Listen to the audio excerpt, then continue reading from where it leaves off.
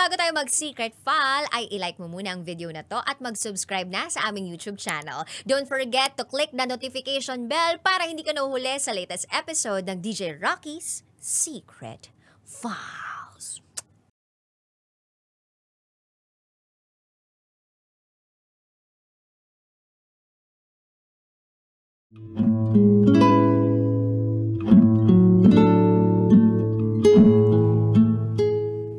And now, it's time for DJ Rocky's Secret Files.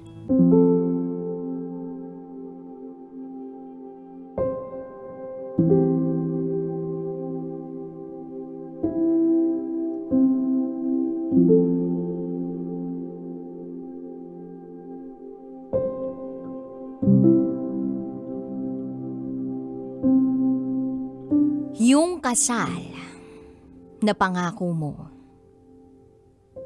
ako na lang pala mag-isa ang nagpaplano.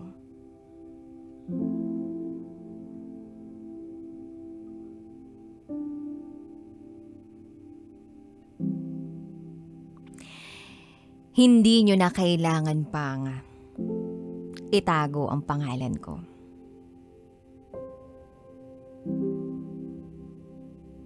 I'm Jessie, also known as Rocky sa radyo. And this is my secret file.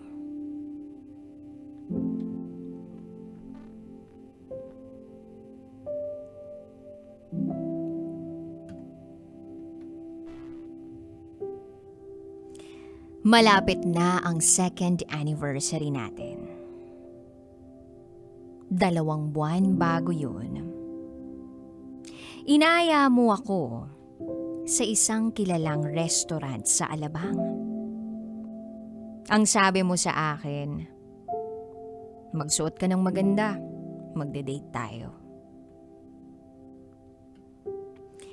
Sinundo mo ako pagkatapos ng trabaho ko.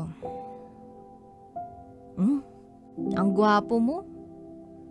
Bihira lang kasi kitang makitang nakakot. Bagay na bagay sa'yo.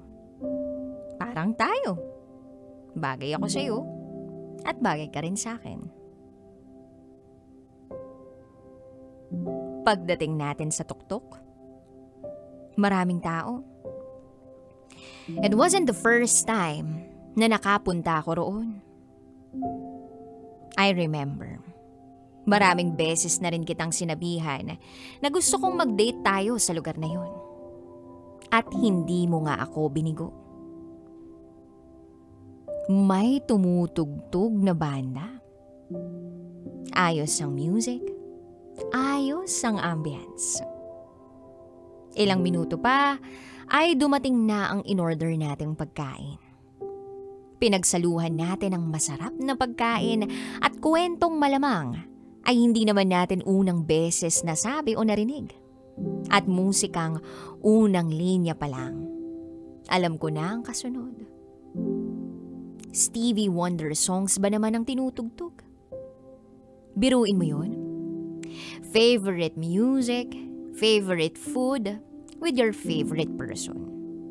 Andoon lahat. Then sinabi mo na may kukunin ka lang. Pagbalik mo, dala mo na ang paborito kong flowers. At hindi ko akalain na ang susunod nito na gagawin mo ay ang pagluhod mo sa harap ko at ang pagbitiw mo ng tanong na, will you marry me? May mga binulong ka pa pero ang narinig ko lang ay ang mga katagang ikaw lang ang babaeng gusto kong makasama habang buhay. Will you marry me? Sabay labas ng maliit na box. Dinukot mo ang laman nito. Sing-sing. Hindi ko na namamalayang tumutulo na pala ang mga luha ko ng dahil sa saya. Oo naman, yan ang sagot ko sa iyo. At nagyakapan tayo. Tinanong ko pa nga kung nagpaalam ka sa mga magulang ko at sumagot ka ng oo. Isa na yon sa pinakamasayang araw ng buhay ko. Yung alam ko na maikakasal ako sa taong mahal na mahal ko. Maayos naman ang lahat. May mga bagay tayong hindi na pagkakasunduan pero sinusubukan naman nating maayos. Hanggang sa isang araw, may napansin akong kakaiba. Ayokong isiping may mali, pero madalas, hindi ako nakakatulog kaiisip kung anong mali. Hindi ko alam. Wala akong nakikita pero meron akong nararamdaman. Hindi ka na ganun ka-sweet. Hindi ka na pala send ng updates. Siguro normal lang naman yun, kako. Baka kasi tumatagal na ang relasyon natin at parte lang ito ng pag-grow ng relasyon natin. Besides, we were too busy in our growing careers. Oo, ipinagtatanggol kita sa sarili kong nararamdaman. Baka kako, kalaban ko na naman ang sarili ko. Pagkatiwalaan mo siya ng buong-buo, paalala ko sa sarili ko. Isang buwan pa ang lumipas. Hinahatid mo ako pa uwi pero hindi ka na masyadong umiimig. Tinatanong kita kung okay ka lang ba, o kung may problema ka ba, o kung may problema ba tayo. Pero kinukunutan mo lang ako ng noo at sasabihing wala. Pagod ka lang siguro sa bago mong trabaho. Yun ba talaga ang totoo? Kung lahat siguro ng tao marunong magsabi ng totoo, ang sakit ay panandalian lang siguro. Wala eh. Ako ang nakabisto. Galing tayo noon sa kanya-kanya nating trabaho, sinundo mo ko.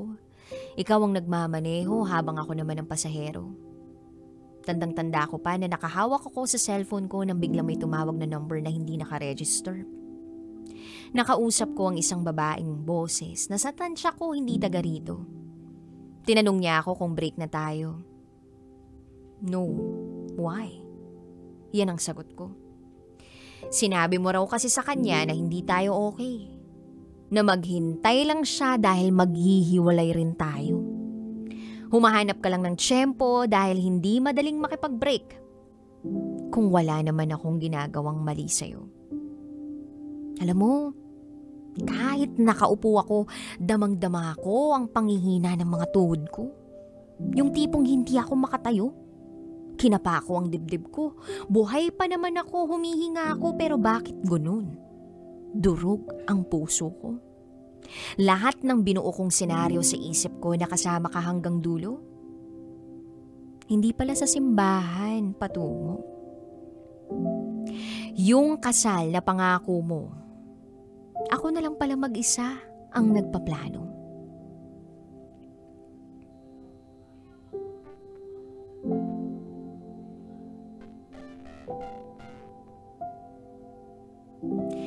Siguro, sadyang tao lang tayo. Nagkakamali. Kaya lang pasensya na. Napagod na rin ako. Napaniwalain ang sarili ko na kakayanin ko lahat ng sakit. Na kahit mabigat, kakayanin. Hindi ko pala kaya yun. Well, gusto ko pa rin malaman mong nagpapasalamat ako sa lahat ng mga alaalang nabuo natin sa loob ng halos 3 taon.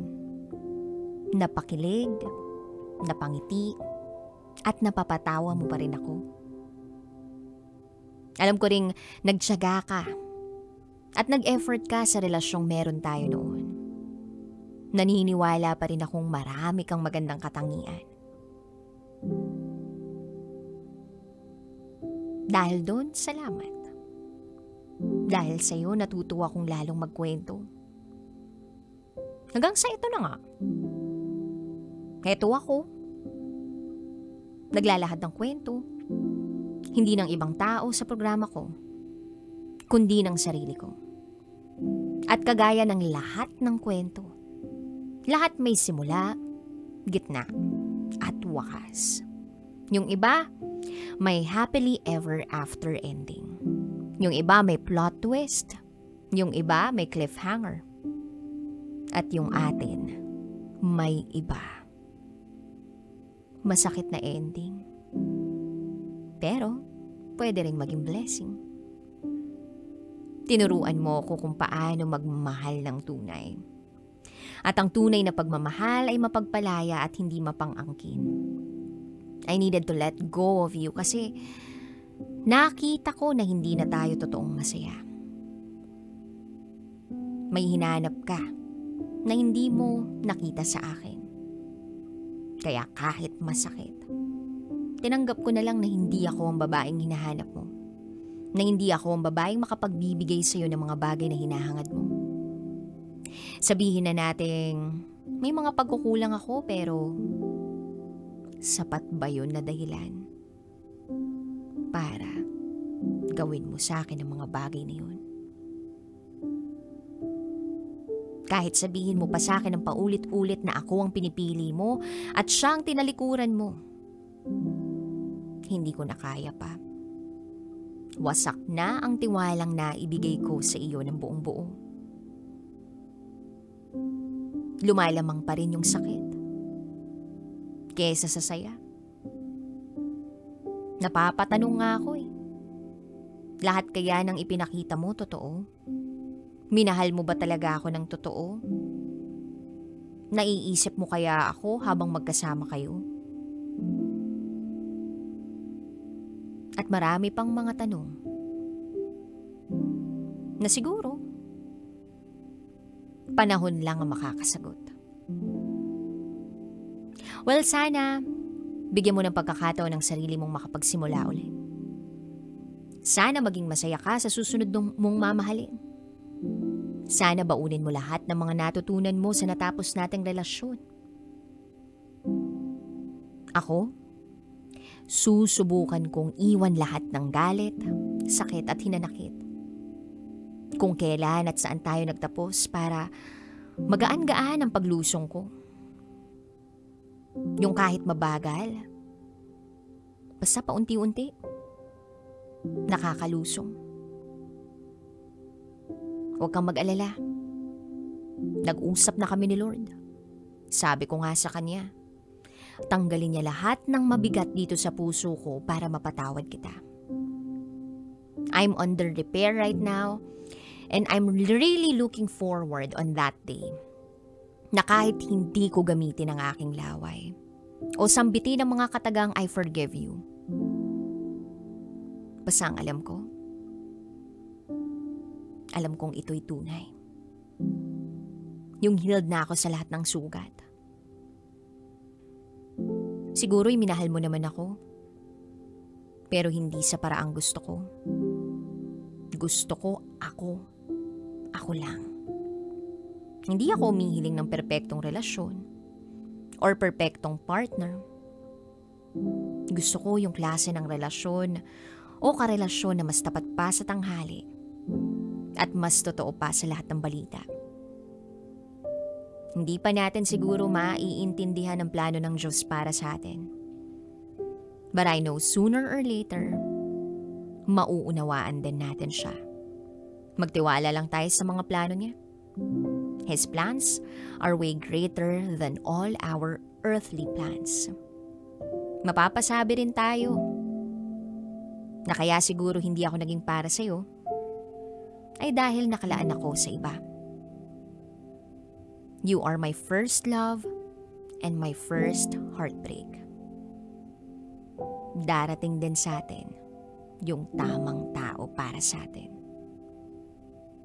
A heartbreak that turned out to be my greatest blessing.